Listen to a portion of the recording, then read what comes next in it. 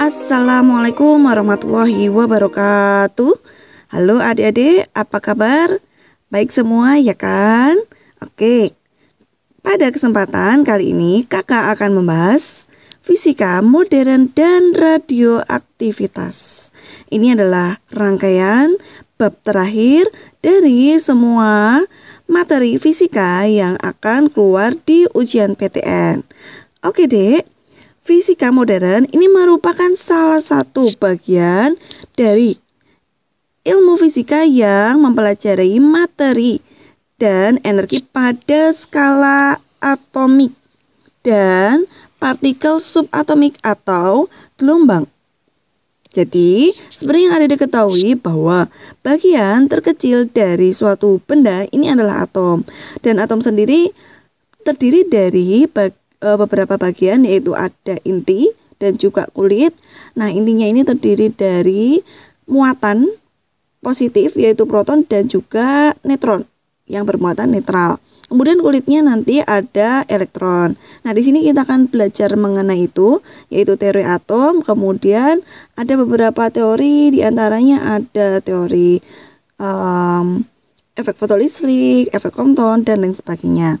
Pada prinsipnya sama seperti dalam fisika klasik, namun materi yang akan dibahas dalam fisika modern adalah skala atomik atau subatomik.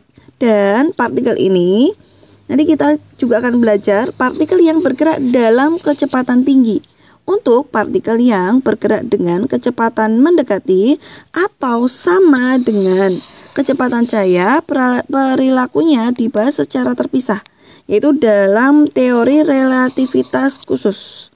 Nah, teori relativitas khusus ini adalah teorinya Einstein. Seperti yang adik pernah dengar rumus yang familiar yaitu EMC kuadrat. Nah, ini adalah teori relativitas Einstein. Itu kita akan bahas mengenai benda-benda yang ketika bergerak dengan kecepatan mendekati kecepatan cahaya, maka ia akan mengalami dilatasi atau kontraksi, atau lebih mudahnya disebut dengan perubahan ya dek ya. Perubahan panjang, perubahan massa, perubahan waktu, dan juga energinya ini ada semacam energi diam dan juga energi kinetik. Jadi energi total itu adalah gabungan dari energi diam dan juga energi kinetik. Selanjutnya kita juga akan belajar radioaktivitas. Radioaktivitas ini merupakan tindakan memancarkan radiasi secara spontan yang dilakukan oleh inti atom. Pemancaran tersebut karena alasan tertentu, baik karena inti atom ini tidak stabil atau ingin melepaskan energi untuk beralih menjadi lebih stabil. Nah, radioaktivitas ini adalah cikal bakal terbentuknya atau terbuatnya bom atom yang seperti ada diketahui dulu pernah ada bom atom yang dijatuhkan di Hiroshima dan Nagasaki. Nah, itu pada prinsipnya pembuatannya menggunakan prinsip radioaktivitas. Oke, langsung saja kita ke mind mapnya. Inilah beberapa bab yang akan kita pelajari pada pokok bahasan fisika modern dan radioaktivitas. Yang pertama, kita akan belajar mengenai dualisme gelombang dan partikel. Nah, sesuatu yang memiliki dua sifat yaitu gelombang dan juga partikel ini adalah cahaya. Nah, di sini nanti kita juga akan belajar mengenai efek fotolistrik, efek Compton, teorinya de Broglie, dan juga ada nanti teorinya Stephan and Boltzmann. Oke. Yang kedua, nanti kita akan belajar mengenai teori atom. Seperti yang adik ketahui bahwa pada mulanya ini atom adalah bagian terkecil dari suatu benda dan tidak dapat terbagi lagi. Nah, itu adalah teorinya Dalton. Namun, ternyata pada perkembangannya atom ini di dalamnya masih ada proton, elektron, dan neutron. Nah, ini nanti ada beberapa teori ya, ya. Ada teorinya Thomson. Jadi ini teorinya berkembang dari Dalton, Thomson, Rutherford, kemudian Bohr, dan akhirnya adalah teori atom modern yang sekarang dipakai. Kemudian yang ketiga, nanti kita akan belajar mengenai teori relativitas.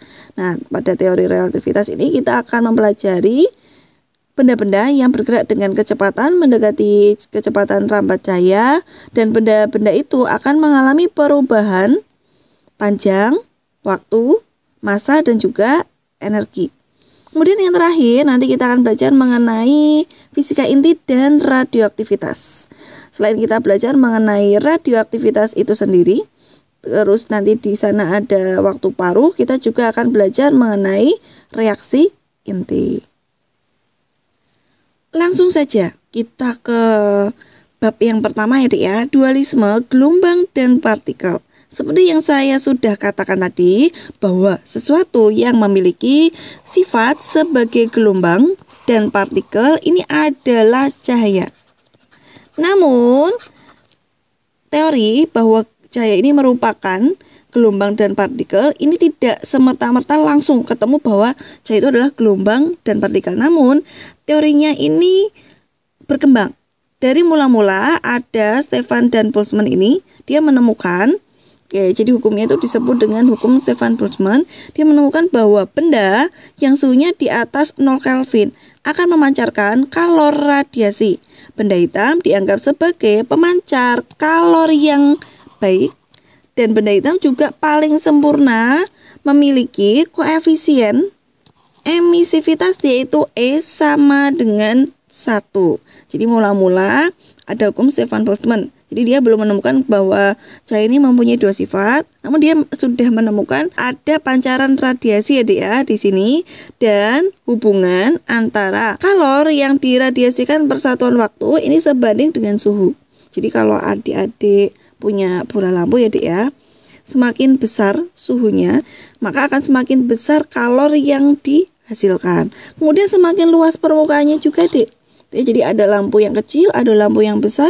Adik bisa bayangkan sendiri, maka lampu yang luas permukaannya ini lebih besar, atau nanti adik akan bisa melihat ada lampu kecil, ada lampu besar. Pasti kalau lampu yang besar ini kan luas permukaannya besar, maka kalor yang diradiasikan per satuan waktu atau P ini juga akan semakin besar. Jadi P tadi kalau dirumuskan ini sama dengan E dikalikan dengan sigma dikalikan A dikalikan dengan T pangkat 4.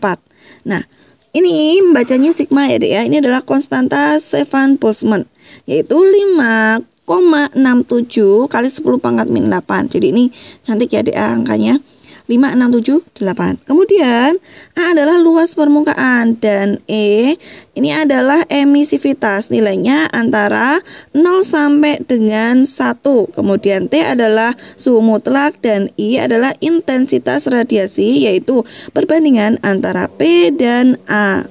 Sebelum kita lanjutkan ke contoh soal, di sini saya akan tambahkan bahwa memang benar benda hitam ini dianggap sebagai pemancar kalor radiasi yang baik, dan benda hitam yang paling sempurna memiliki koefisien emisivitas sebesar 1.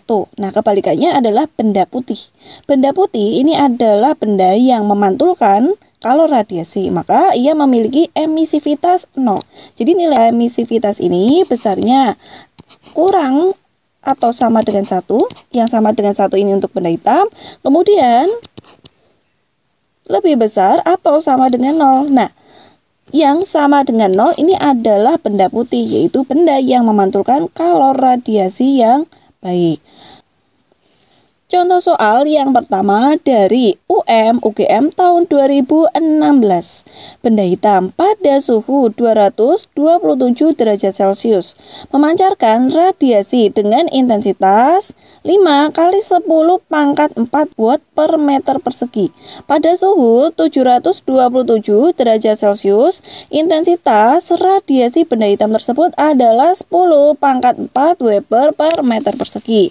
Saya tulis terlebih dahulu yang diketahui, yaitu ada suhu sebesar 227 derajat Celcius. Jangan lupa ini adik tambahkan dengan 273 agar satuannya menjadi Kelvin. Oke, wajib ya, Dik ya, dibuat jadi Kelvin.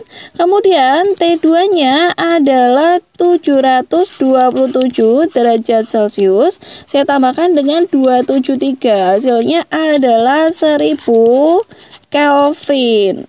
Selanjutnya, intensitas awalnya adalah 5 kali 10 pangkat 4 watt per meter persegi. Yang ditanyakan adalah intensitas saat suhunya 727 derajat Celcius.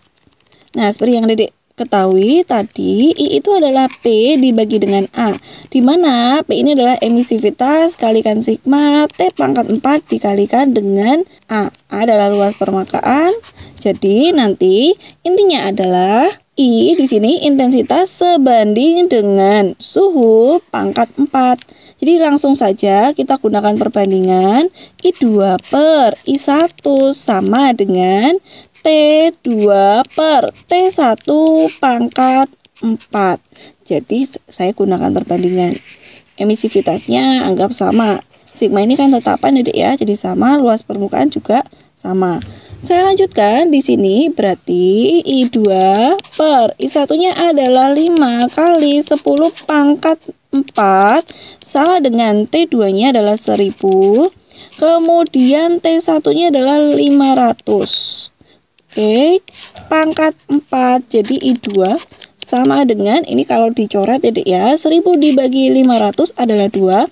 Kemudian 2 pangkat 4 adalah 16. Jadi 16 kali 5 kali 10 pangkat 4. Hasilnya adalah 80 kali 10 pangkat 4 watt per meter persegi.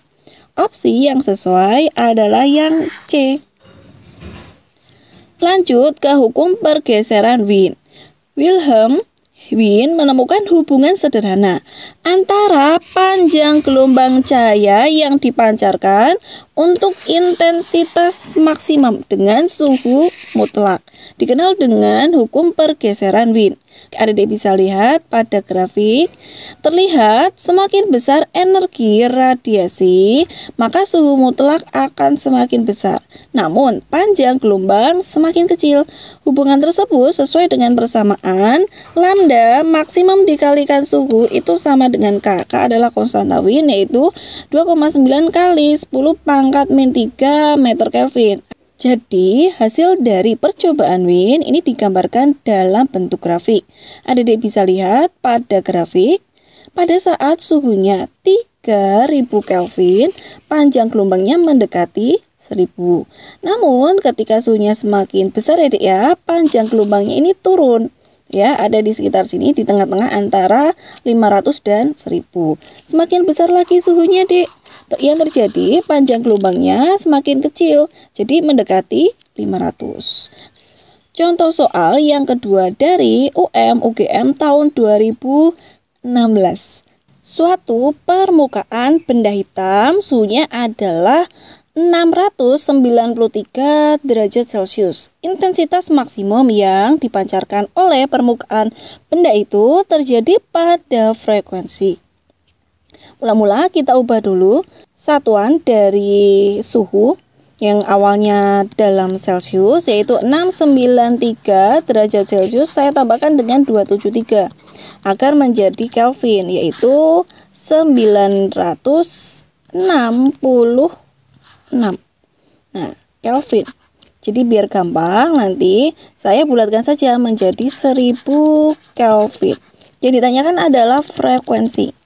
Di sini saya akan gunakan rumus hukum Wien, yaitu lambda kalikan T ini sama dengan K, di mana K yang akan saya gunakan adalah 2,9 kali 10 pangkat min 3. Kemudian ada rumus cepat rambat gelombang, yaitu C. C ini adalah cepat rambat cahaya, ya, sama dengan lambda dikalikan dengan frekuensi. Yaitu C-nya kita akan pakai 3 kali 10 pangkat 8 meter per second. Kata tadi satuannya adalah meter Kelvin ya. Nah, nanti saya akan gabungkan kedua rumus ini. Berarti di sini lambdanya sama dengan K per T. Kemudian dari rumus cepat rambat cahaya atau cepat rambat gelombang, di sini lambdanya adalah C per F. Saya gabungkan kedua rumus ini menjadi, karena lambdanya kita sama dengan kan ya, nanti K per T sama dengan C per F. K-nya adalah 2,9 kali 10 pangkat min 3, kemudian T-nya tadi saya bulatkan menjadi 1000 atau 10 pangkat 3. C-nya adalah 3 kali 10 pangkat 8, F-nya yang ditanyakan. Di sini bisa dicoret, untuk 3 sama 2,9 ini kita bulatkan saja. Ya, jadi bulatkan jadi 3 biar bisa dicoret. F sama dengan 10 pangkat 8. Ini 3-nya naik ya, Dek, ya, jadi plus 3. Kemudian min 3-nya ini turun, jadi 10 pangkat min 3 karena dia turun. Setelah itu kalau digabungin ke atas jadi plus. Jadi F sama dengan 10 pangkat 8 tambah 3 tambah 3 lagi sama dengan 10 pangkat 14 Hz. Opsi yang sesuai adalah yang B. Kalau hukum Wien tadi, ia baru menemukan hubungan antara lambda dengan suhu. Nah, di sini Max Planck dia sudah menemukan bahwa cahaya adalah pancaran gelombang elektromagnet yang berupa paket-paket energi yang terkuantisasi, disebut kuanta atau kuantum. Kuantum yang bergerak dengan kecepatan cahaya disebut foton. Jadi teori si Max Planck ini lebih dikenal dengan teori kuantum Planck. Nah, lebih mudahnya gini, Dek, untuk memahami. Jadi ketika Dedek mempunyai sebuah senter ya, Dek, ya. Ketika punya sebuah senter, nah Dedek hidupkan senternya, nyalakan senternya, maka akan keluar cahaya. Nah, cahaya bersifat sebagai partikel ini pertama kali idenya itu dari Planck ini. Jadi ketika kita hidupkan senternya tadi, Dek, seolah-olah nanti ada butiran-butiran yang keluar. Nah, butiran-butiran yang keluar ini namanya adalah partikel cahaya atau dikenal dengan foton. Nah, tiap foton ini punya energi. Kalau hanya satu saja, maka disebut kuanta. Kuanta. Kalau energi dari banyak foton, maka disebut dengan kuantum. Nah, jadi ini adalah bentuk jamaknya. Menurut si Planck, besarnya energi dari foton ini sebanding dengan frekuensi dan berbanding terbalik dengan lambda. Jadi E sama dengan NHF atau NH per lambda. Contoh soal ketiga dari SBMPTN tahun 2013. Seberkas sinar tampak dengan frekuensi F dipancarkan dengan daya, simbolnya adalah W. Jika konstanta Planck-nya adalah H, maka banyak foton yang dipancarkan per detik. Jadi di sini diketahui T-nya anggap 1 detik, kemudian yang ditanyakan adalah N-nya atau jumlah foton yang dipancarkan. Seperti yang diketahui bahwa daya ini adalah perbandingan energi dengan waktu. Kemudian karena diketahui frekuensi, maka energinya saya ganti menjadi NH kali F dibagi dengan T. Kemudian karena daya ini mintanya simbolnya pakai W, maka P-nya saya ganti lagi menjadi W sama dengan NHF, kemudian T-nya saya masukkan 1. Jadi nilai N sama dengan W dibagi dengan H kalikan F. Opsi yang sesuai adalah yang B. Selanjutnya, contoh soal keempat dari SNMPTN tahun 2010. Jumlah foton per detik yang dihasilkan oleh suatu sumber laser dengan panjang gelombang 6,926 angstrom dan berdaya keluaran 1 mW mendekati titik-titik foton. Jadi diketahui di sini N-nya ini yang dicari, kemudian per detik. Jadi T-nya kita anggap 1 detik, panjang gelombangnya adalah 6,926 angstrom atau kalau diubah ke meter menjadi 6,926. Saya kalikan dengan 10 pangkat min 10 meter. Daya keluarannya adalah 1 miliwatt atau kalau diubah menjadi watt jadi 10 pangkat min 3 watt. Oke, untuk mencari nilai N-nya seperti dengan contoh soal ketiga tadi, kita cari P-nya ini menggunakan perbandingan antara energi dengan waktu. Karena diketahui panjang gelombangnya, maka E yang saya pakai rumusnya adalah NH C per lambda dibagi dengan T, atau P sama dengan NHC dibagi dengan lambda kalikan T. Nah, di sini H ini adalah tetapan Planck, yaitu 6,6 kali 10 pangkat min 34.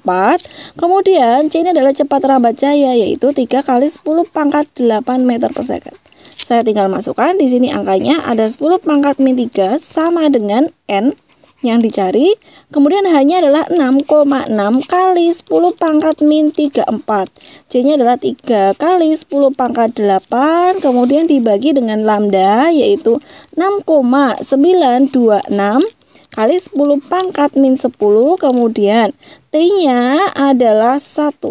Jadi N, ini kali silang ya Dek ya, 6,926-nya naik, kemudian dikali 10 pangkat min 10, kemudian min 3, yang bawah adalah 6,6 kalikan dengan 3, dikali dengan 10 pangkat min 26. Kemudian N sama dengan 6,926 ini kalau dibagi 6,6 dan dibagi 3, hasilnya adalah 0,35. Kemudian masih dikalikan 10 pangkat min 13, min 26-nya naik jadi plus 26. Sama dengan 0,35 kali 10 pangkat 13 atau 350 kali 10 pangkat 10. Oke, opsi yang sesuai adalah yang B.